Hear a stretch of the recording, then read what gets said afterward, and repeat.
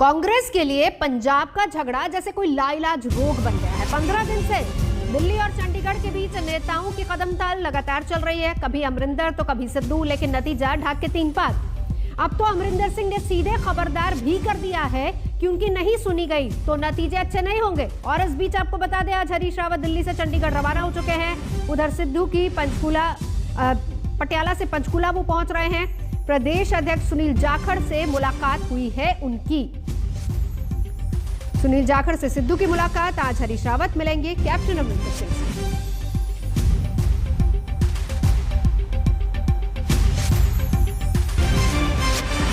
बांझना की पकड़िए, सिर दीजिए, बाण ना छोड़िए।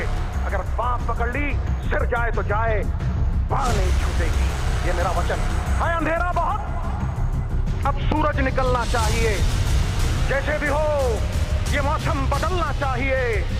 और जो चेहरे रोज बदलते हैं नकाबों की तरह, अब जनाजा धूम से उनका निकलना चाहिए। मेरा तेरा छोड़ दो, छोटे छोटे तिनके अगर इकट्ठे हो जाए तो छप्पड़ बन के मूसलाधार बारिश को रोक लेते हैं। अरे चिड़िया इकट्ठी हो जाए तो शेर की खाल खींच सकती है। तुम तो शेरों के शेर, बब्बर शेर हो। तालियां ठोकते ठोकते नवजोत सिंह सिद्धू कांग्रेस की उम्मीदों में कील ठोकने पर आमादा हो आए हैं। ना वो मान रहे हैं, ना अमरिंदर, और दोनों की तनातनी में कांग्रेस का बंटाधार हो रहा है। अमरिंदर सिंह का गुस्सा बेकाबू हो चला है। कैप्टन ने आला कमान को सीधी धमकी जारी कर दी है, साफ साफ संदेशा भिजवा दिया है।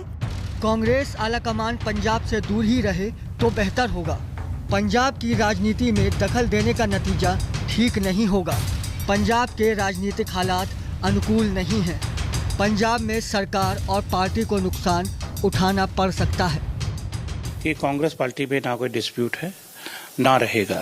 कांग्रेस पार्टी अपना काम कर रही है। पहले प्रदेश कांग्रेस के जो अध्यक्ष नए बनने हैं, उनके साथ वर्किंग प्रेसिडेंट बनने हैं, उस काम में हाईकमान ने अपने काम को कंप्लीट किया है।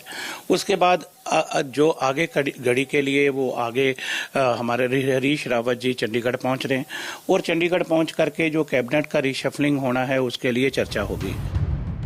कैप्टन की नाराजगी इस चिट्ठी के अलावा पंजाब की जमीन पर भी दिखी। लुधियाना में सिद्धू समर्थकों ने जो बड़े बड़े पोस्टर सड़कों पर लगाए, वो देर रात फाड़ दिए गए। यानी कि अमरिंदर ने साफ साफ बता दिया है कि सिद्धू को प्रदेश अध्यक्ष का पद उन्हें कभी गंवारा नहीं होगा। पार्टी या तो सिद्धू का ख्याल रखे या फिर नतीजा भुगते। पंजाब कांग्रेस में सियासी संकट लगातार बना हुआ है। कांग्रेस की तरफ से हरीश रावत चंडीगढ़ पहुंच रहे हैं, जहां कैप्टन अमरिंदर सिंह से मुलाकात करेंगे, तो वहीं नवजोत सिंह सिद्धू भी पटियाला से चंडीगढ़ के लिए निकले हुए हैं। और लग ऐसा रहा है कि आज कहीं ना कहीं कांग्रेस के विवाद पर विराम लग सकता है, या फिर ये विवाद लंबा चलेगा। पंजाब में अब सब कुछ खुल्लम खुल्ला हो रहा है। अमरिंदर अड़े हैं, सिद्धू तने हैं, और शायद पार्टी ने भी अपना पत्ता तय कर लिया है। हरीश रावत का चंडीगढ़ कूच है। उम्मीद की जा सकती है कि आज शाम तक सस्पेंस से पर्दा हट जाए। अभी तक तो हरीश रावत भी कभी हाँ तो कभी ना वाले स्टाइल में ही सिद्धू का भविष्य बताते रहे हैं। मैंने मेरा आपको प्रॉमिस है, जैसे ही जो है मुझे आदेश मिलेगा और मैं फौरन भाग करके आपको। हमारे मुख्यमंत्री हैं और 5 साल जो व्यक्ति मुख्यमंत्री करीब 5 साल पूरे करेंगे 2022 के चुनाव के वक्त तक, तो इसलिए नेचुरली वो आगे खड़े रहेंगे। मगर पीसीसी का भी बहुत इम्पोर्टेंट रोल होता है। पंजाब पे सर सिद्धू साहब को अध्यक्ष बनाने का फैसला हो गया है सर। किसने कहा? सर सिद्धू के पास गांधी परिवार से नजदीकी का आत्मविश्वास है, तो कैप्टन के पास पंजाब में पकड़ और संख्या बल अपने साथ होने का भरोसा। सिद्धू के साथ अब तक खुलकर सिर्फ 4 कैबिनेट मंत्री और 4 विधायक ही आए हैं। शायद यही वजह है कि पार्टी हाईकमान बार बार कोई बड़ा फैसला लेने में हिचक रहा है। दिल्ली से आनंद पटेल और चंडीगढ़ से सत्येंद्र चौहान के साथ आज तक ब्यूरो।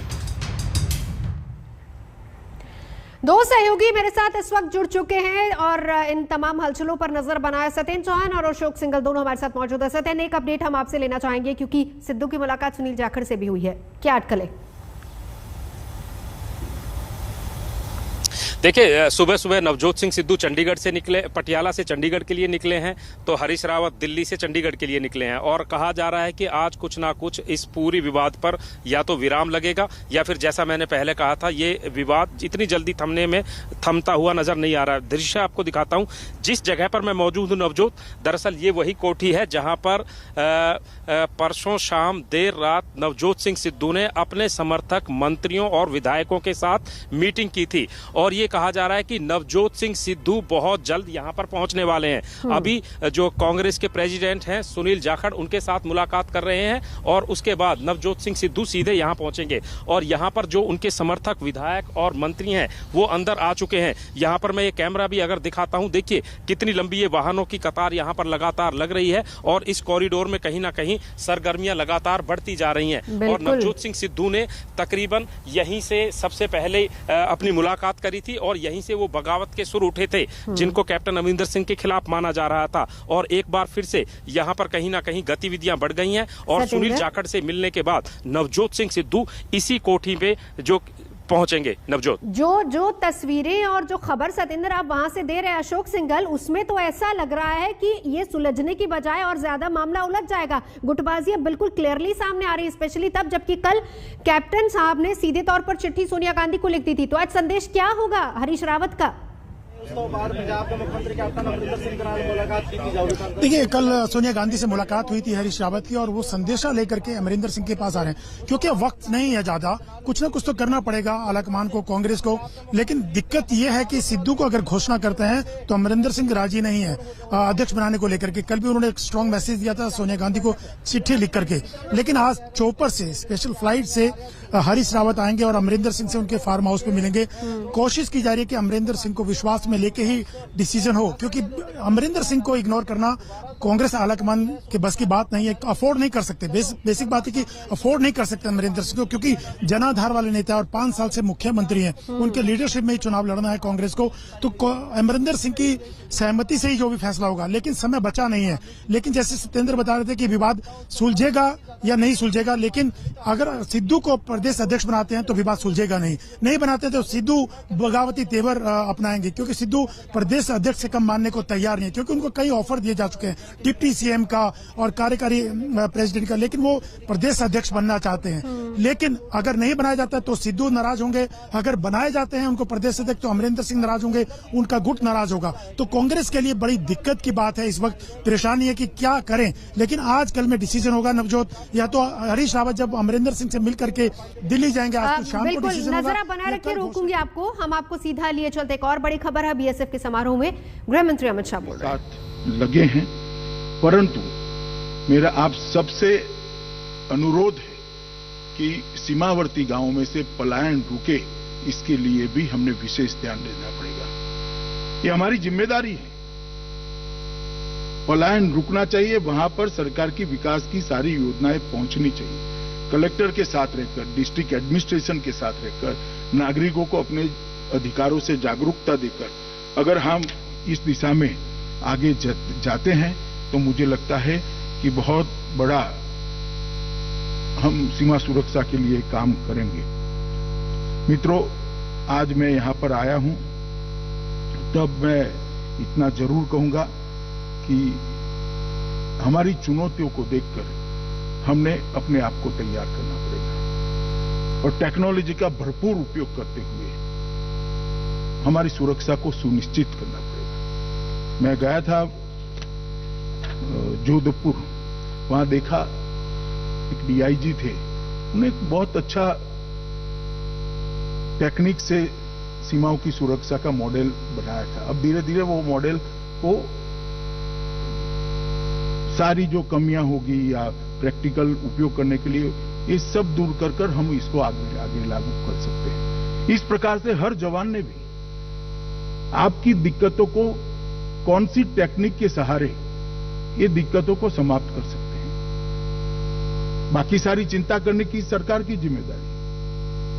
तब आपके परिवार के स्वास्थ्य की जिम्मेदारी सरकार की है, आपके लिए अच्छे रहने की जगह देने की जिम्मेदारी सरकार की है, आपके स्वास्थ्य की जिम्मेदारी भी सरकार की है।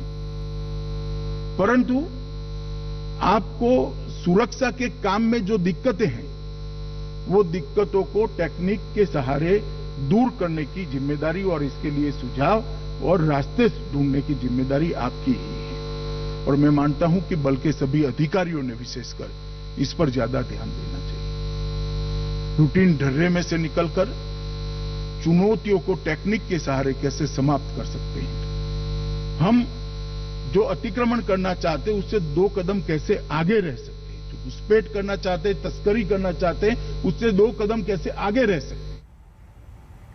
ब्रेक के लिए रुकेंगे, देखते रहिए आज तक।